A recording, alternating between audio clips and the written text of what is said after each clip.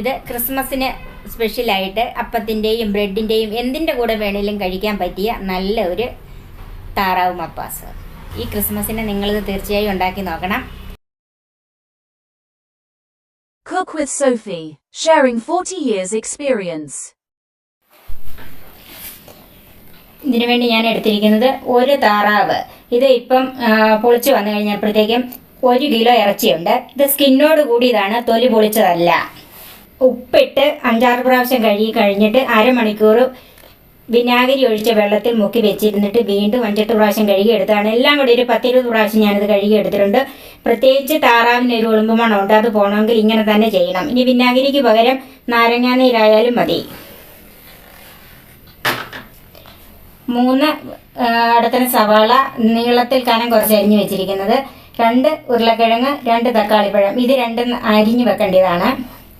കറിവേപ്പില, 3 പച്ചമുളക് നീളമുള്ളത് കൊണ്ട് ഞാനിത് ചെറുതാക്കി വെച്ചിരിക്കുന്നത്, 1.5 ടേബിൾ സ്പൂൺ ഇഞ്ചി അരിഞ്ഞത്, 10 വെളുത്തുള്ളി അല്ലി ചെറുതായി അരിഞ്ഞ് വെച്ചിരിക്കുന്നത്, 2 ടേബിൾ സ്പൂൺ മല്ലിപ്പൊടി, 1 ടീസ്പൂൺ മുളക് പൊടി, 1 ടീസ്പൂൺ കുരുമുളക് പൊടി, 1/2 ടീസ്പൂൺ പെരിഞ്ജീരകം ചൂടാക്കി പൊടിച്ചത്, 1/2 ടീസ്പൂൺ മഞ്ഞൾപ്പൊടി, 1.5 ടീസ്പൂൺ ഗരം മസാല, 15 നട്ട്സ്. ഇത് 10-15 മിനിറ്റ് ആയിട്ട് വെള്ളത്തിൽ കുതിർത്ത് വെച്ചിരിക്കുന്നതാണ്. ഇത് നല്ല പേസ്റ്റായിട്ട് അരച്ചെടുക്കണം.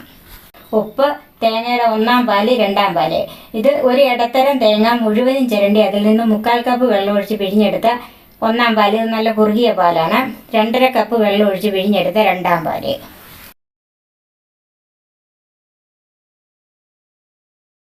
നമുക്ക് ഈ താറാവ് ഒന്ന് വേകാനായിട്ട് കുക്കറിലേക്ക് വെക്കാം. താറാവിന് ചിക്കനെ പോലെയല്ല, കൂടുതൽ വേവുണ്ട്. അത് ഒരു 4 വിസിലെങ്കിലും കുക്കറിൽ കേട്ടെങ്കിൽ ഇത് നല്ലവണ്ണം വെന്ത് കിട്ടുള്ളൂ. അതിനായിട്ട് നമുക്കിത് കുക്കറിലേക്ക് മാറ്റാം.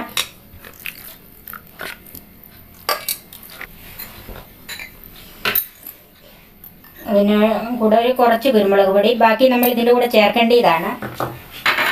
അതുപോലെ മഞ്ഞൾപ്പൊടി കുറച്ച്, ഗരം മസാല കുറച്ച് മുളക് പൊടി,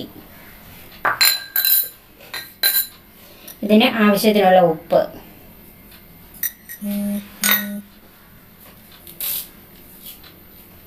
കുറച്ച് കറിവേപ്പില.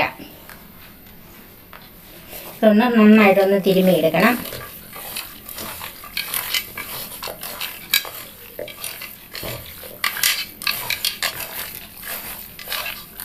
ഈ താറാവിൽ നിന്ന് തന്നെ കുറച്ച് വെള്ളം ഇറങ്ങും. എന്നാലും ഞാൻ ഒരു കൈ വെള്ളം കൂടെ ഇതിൻ്റെ അകത്ത് ഒഴിച്ചിട്ടുണ്ട്.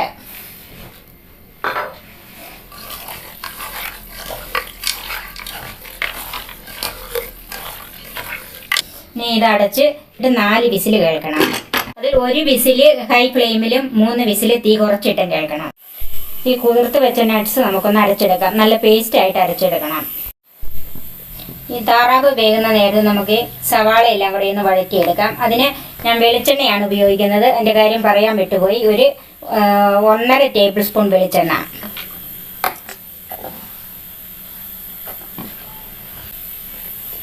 ചൂടായ എണ്ണയിലേക്ക് സവാള ഇട്ട് കൊടുക്കാം.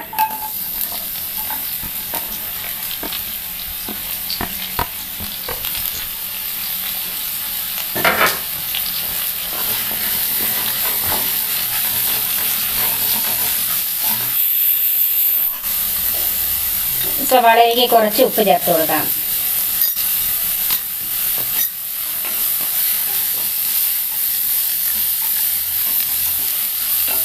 അതിൻ്റെ കൂടെ കുറച്ച് കറിവേപ്പില ചേർക്കാം.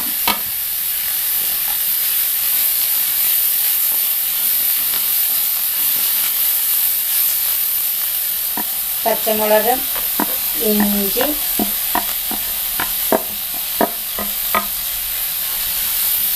വെളുത്തുള്ളി,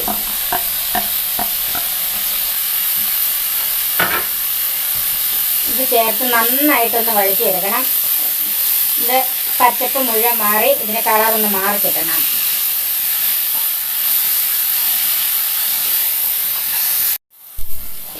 സവാള വഴന്ന കളർ മാറിയിട്ടുണ്ട്. ഇനി നമുക്കതിലേക്ക് പൊടികൾ ചേർത്ത് കൊടുക്കാം. തീ ഏറ്റവും കുറച്ച് വെക്കണം. മുളക് പൊടി,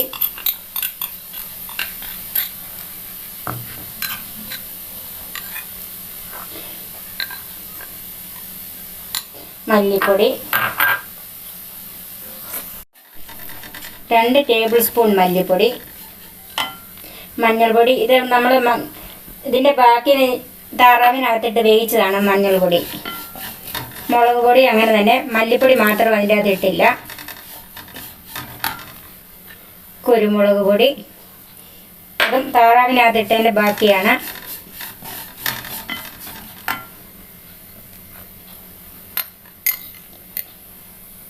ഗരം മസാല ഇത് അവസാനം ഇടാനായിട്ട് ഒരല്പം ഗരം മസാല മാറ്റി വെച്ചിട്ടുണ്ട്.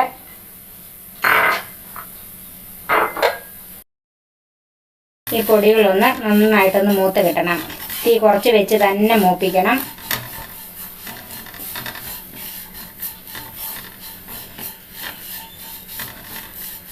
ഇതിന് കുരുമുളക് പൊടിയുടെ എരിവാണ് വേണ്ടിയത്, കൂടുതൽ വേണ്ടിയത്.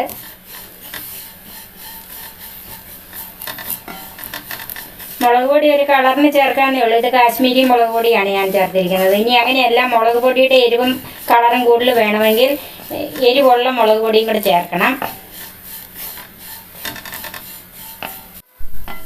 ഇപ്പം നമ്മൾ ചേർത്ത പൊടികളുടെ എല്ലാം പച്ചമണം മാറി കിട്ടിയിട്ടുണ്ട്. അതിലേക്ക് തക്കാളിപ്പഴം ചേർക്കാം.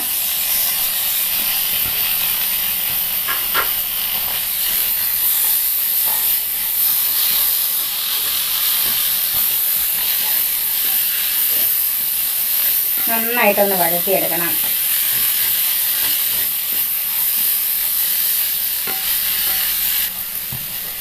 ഇതിൻ്റെ കൂടെ നമ്മൾ അരിഞ്ഞു വെച്ചിരിക്കുന്ന ഉരുളക്കിഴങ്ങും കൂടെ ചേർക്കാം.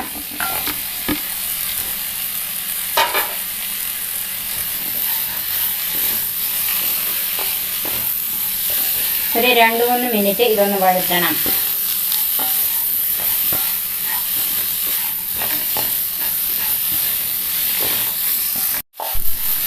തക്കാളിയും ഉരുളക്കിഴങ്ങും ഒക്കെ ഇട്ട് കഴിഞ്ഞ് നമ്മൾ 2-3 മിനിറ്റ് ഒന്ന് വഴറ്റിയെടുത്താണ് തക്കാളി ഒന്ന് ഉടഞ്ഞ് വരുന്നത്. ഇനി നമ്മൾ അതിലേക്ക് വേവിച്ച് വെച്ചിരിക്കുന്ന താറാവ് ചേർക്കാം. ഇത് മുഴുവനായിട്ട് വെന്തിട്ടില്ല, ഇനിയും കുറച്ച് വേവും കൂടെ ഇതിനുണ്ട്. ഇനി ഉരുളക്കിഴങ്ങും എല്ലാം കൂടെ കിടന്ന് വെന്തോളും.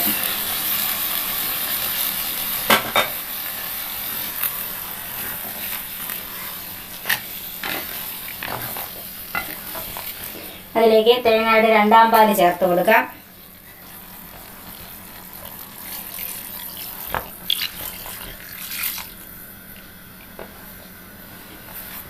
തീ നന്നായിട്ടൊന്ന് കൂട്ടി വെച്ച് കൊടുക്കണം. ഇത് നന്നായിട്ടൊന്ന് തിളച്ച് കഴിയുമ്പോൾ തീ മീഡിയമിലോ അതിലും കുറച്ചോ വെച്ച് വേവിച്ചെടുക്കണം. ഉരുളക്കിഴങ്ങ് വേകണം. ആ കൂടെ താറാവിൻ്റെ ബാക്കി വേവിച്ചയും കൂടി ഉണ്ട്. എന്നെങ്കിൽ ഈ ഉരുളക്കിഴങ്ങിൽ ഈ താറാവിൻ്റെ ടേസ്റ്റൊക്കെ ഒന്ന് പിടിച്ച് വരുള്ളൂ. ഇത് രണ്ടും കൂടെ കൂടി കിടന്ന് നന്നായിട്ട് തിളച്ച് കഴിഞ്ഞിട്ട് ഉപ്പ് നോക്കിയിട്ട് വേണമെങ്കിൽ ഇട്ട് കൊടുക്കണം. നന്നായിട്ട് തിളച്ച് കഴിഞ്ഞിട്ട് മൂടി വെച്ചാൽ മതി. തീ കൂട്ടി വെച്ച് കൊടുക്കണം. ഇത് 2ാം പാൽ ഒഴിച്ച് കഴിഞ്ഞ് നന്നായിട്ട് തിളച്ചിട്ടുണ്ട്. ഇനി തീ കുറച്ചിട്ട് മൂടി വെച്ച് വേവിച്ചെടുക്കാം. ഇനി ഇതൊന്ന് നമുക്ക് നോക്കാം.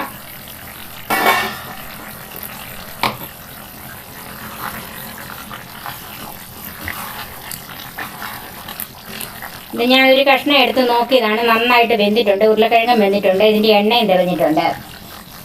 ഇനി നമുക്കതിലേക്ക് അരച്ച് വെച്ചിരിക്കുന്ന അണ്ടിപ്പരിപ്പ് ചേർക്കാം.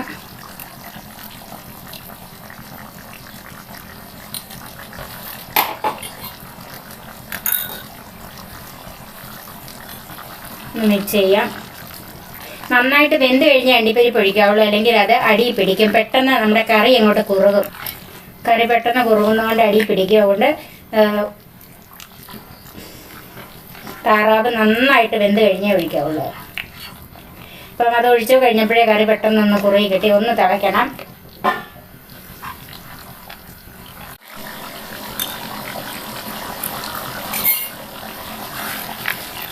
അണ്ടിപ്പരിപ്പ് അരച്ചത് ചേർത്ത് കഴിഞ്ഞ് കറി നന്നായിട്ടൊന്ന് തിളച്ചിട്ടുണ്ട്. ഇനി നമുക്കതിലേക്ക് 1ാം പാല് ചേർക്കാം.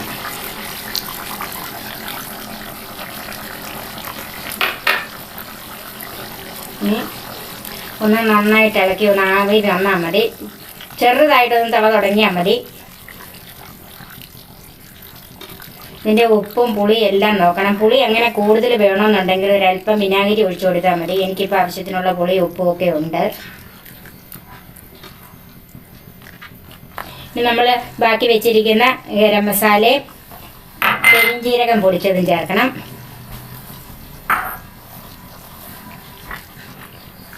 നന്നായിട്ടൊന്ന് മിക്സ് ചെയ്യാം. എന്നിട്ട് തീ ഓഫ് ചെയ്യാം. ഈ അവസാനം ഗരം മസാലയും പെരിഞ്ജീരകവും പൊടിച്ച് ചേർക്കുന്നത് അതിൻ്റെ ടേസ്റ്റ് കിട്ടാൻ വേണ്ടിയിട്ടാണ്.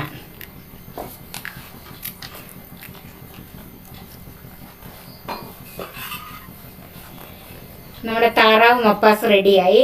ഇനി നമുക്ക് സെർവിങ് ഡിഷിലേക്ക് മാറ്റാം. ഇത് അപ്പത്തിനും ചപ്പാത്തിക്കും ചോറിനും ബ്രെഡിനും എല്ലാത്തിനും നല്ല കറിയാണ്. നിങ്ങൾ തീർച്ചയായിട്ടും ഉണ്ടാക്കി നോക്കണം. നിങ്ങൾ ഉണ്ടാക്കിയിട്ട് അതിൻ്റെ അഭിപ്രായങ്ങൾ കമൻസായി അറിയിക്കണം. അടുത്ത വീഡിയോയുമായി നമുക്ക് വീണ്ടും കാണാം. ഞാൻ സോഫി കുര്യാക്കോസ്.